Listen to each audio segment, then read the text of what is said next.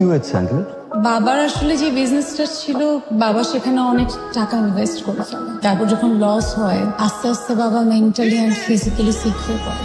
এখনো ওই অবস্থায় আছে। সুস্থ হয়ে যাবে, আই প্রমিস। দোয়া করে দেবেন। সৌরভ নামটা অনেক সুন্দর।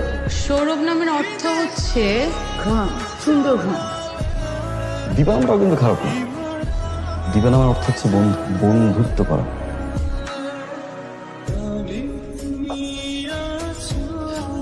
তোমার জন্য। আমার জন্য? হ্যাঁ। কি ফুল এটা? কি ফুল? এটা কৃষ্ণচূড়া। কৃষ্ণচূড়া?